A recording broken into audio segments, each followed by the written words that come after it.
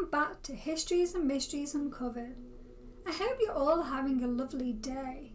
In today's video we'll be talking about the beautiful Marylin Monroe and her mysterious death. Her death has been debated for many years. People cannot believe that her death was due to an overdose.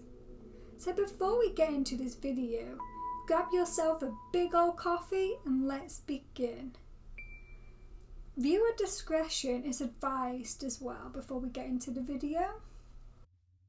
Before we get into the death, let's talk about Marylin. Let's see who she was, what she did for a living, and how she got to that point in her life. This beauty was born on the 1st of June 1926 in Los Angeles, at the Los Angeles Country Hospital. Her birth name is Norma Jeannie Mortiso, later baptized Norma Jeannie Baker. I could not find where the Mortenso came from. Her mother, Gladys Pearl Baker, she did not know her biological father. There was speculations on who it could be, but the identity is still unknown. Marylin had two siblings that she did not know of until she was 12, because Gladys married at the age of 15 to an abusive man called John Newton Baker and had two children, a son Robert and Bernice. She did get custody of the children after they divorced in 1923, but John Baker took the children to Kentucky. So after she divorced her husband, she started work at the Consolidated Film Industries in 1924. Gladys did remarry but ended up in divorce. She married Edward Mortensen.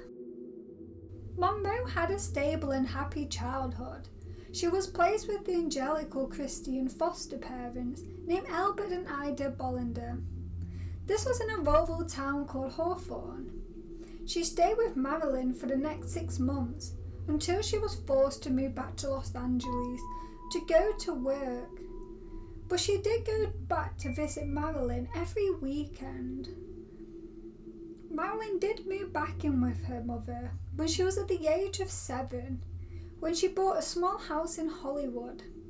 Sadly, Gladys had a mental breakdown and diagnosed with paranoid schizophrenia and was committed to the Metropolitan State Hospital and barely had contact with her daughter.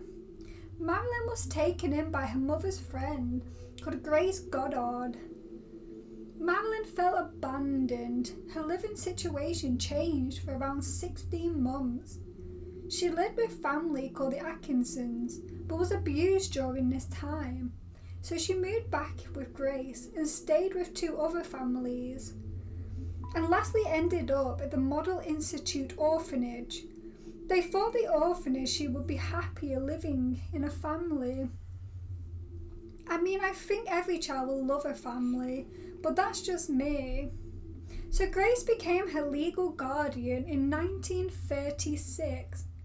She was not removed from then until 1937, but her luck doesn't get any better. Now she was living with her family. She was abused by Grace's husband, so she moved to stay with Grace's relatives in the end. So what made Marylin want to become an actress? It was her tragic upbringing. A quote from Marylin: "I didn't like the world around me because it was kind of grim. When I heard that this was acting, I said, that's what I want to be. Some of my foster families used to send me to the movies to get me out of the house, and there I sit all day and wait to the night. Up in front, there with the screen so big, a little kid alone, and I loved it." End quote. Living with Grace's aunt, Marylin finally found a home to feel safe at. She was enrolled at Emerson Junior High School and did weekly Christian Science service. Marylin was an okay student, below average, but she had a talent for writing and wrote in a school's newspaper. Her luck didn't last long. She would end up back in the orphanage. But to stop this happening, Marilyn married a neighbour boy who just turned 16. This made her drop out of school to become a housewife. Marilyn was so bored. So, this was Marilyn's childhood. Not a great one, sadly to say. Now let's look at her career in Hollywood that led her to become an icon. When her husband was shipped out to the Pacific, he was there for the next 2 years. Marilyn was living with her husband's family and started a job at the radio playing company. This was a munitions factory located in the Van Nuys. She then met a photographer who was sent a photo of female workers. She enjoyed this, so she quit her job at the factory and started to model. She moved out of her in-laws and lived on her own, signing up to the Blue Model Agency. To make herself more desirable, she dyed her hair blonde and aimed for more high-fashion pin-up girl look. As she became such a popular, hard-working woman, she had appeared on 33 magazine covers by 1946. Modelling was not enough for Marilyn. She wanted to become an actress, so she signed a contract with an acting agency. In June of 1946, she had a screen test by Ben Loyne. After she failed an interview at the Paramount Pictures, it was a 20th Century Fox exclusive. So I'm just going to briefly talk about her acting career, because this video will be hours long if we talk about everything. During the start of her acting career, she divorced her husband. She'd been credited in 33 films and had been nominated for 2 BAFTA Film Awards, also with 11 wins and 8 nominations, so she had a successful acting career. Now let's talk about her tragic death that happened on the 4th of August 1962, only aged 36. She was young, successful, beautiful. How could she just die at this young age? There are so many different conspiracies and speculations around her passing.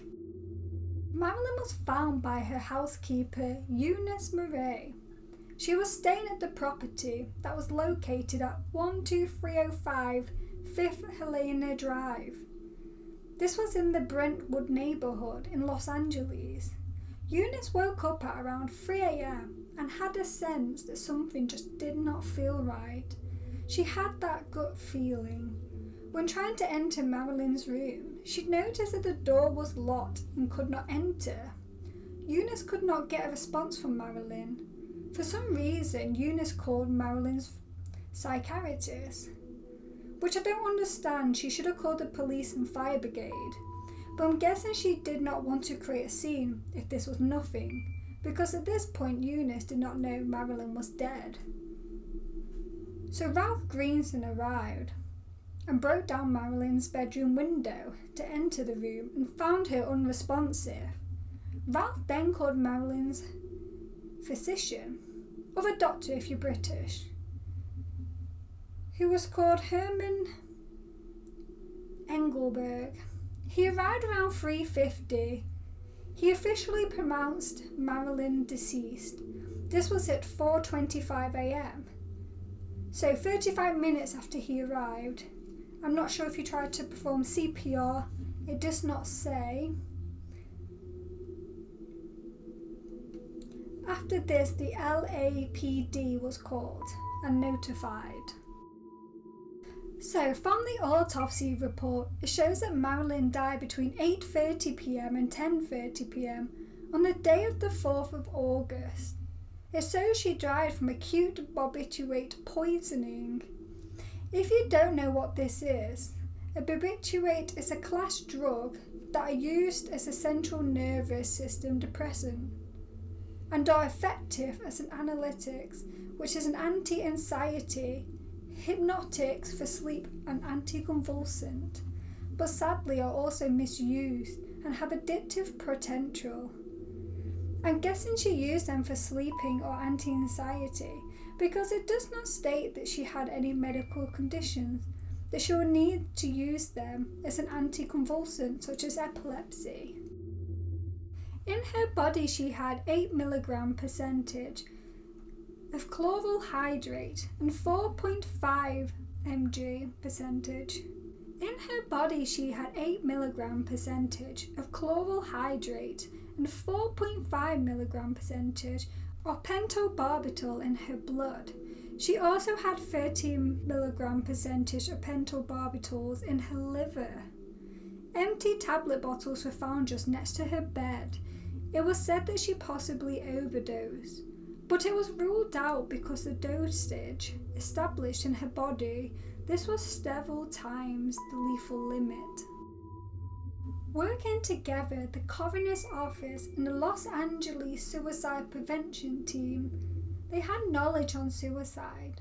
Her doctors also helped with stating that Marilyn was, quote, prone to severe fears and frequent depression, end quote. Also with, quote, abrupt and unpredictable mood changes, end quote. It was released that Marilyn had already tried to end her life several times in the past. In the bedroom there was no sign of foul play. Deputy Coroner Thomas classified her death as probable suicide. Because of Marilyn's popularity, her passing was front page news around the whole of the United States and in Europe.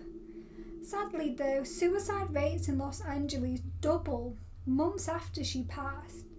The public wanted to know what happened. They wanted someone to be responsible for her death. A French artist, Jean Cocteau, commented her death should serve as a terrible lesson to all those whose chief occupation conducts of spying on and tormenting film stars. One of her former co-stars had this to say, quote, the complete victim of ballyhoo and sensation, end quote. Another said, quote, one of the most unappreciated people in the world, end quote. Marilyn's funeral was held on the 8th of August. All her close friends and family attended and was later laid to rest at crypt number 24 at the Corridor of Memories. Marilyn was taken from this world at a young age, but her legacy she created still lives on. Throughout her blonde beauty is still idolised to this day. Well, this is it. There's a lot more about Marilyn's life and what she accomplished. I'm not going to give my opinion on this video on her death. There are a lot of speculations of her being murdered. But what do you think? If you like these kinds of videos, like and subscribe. Until next time.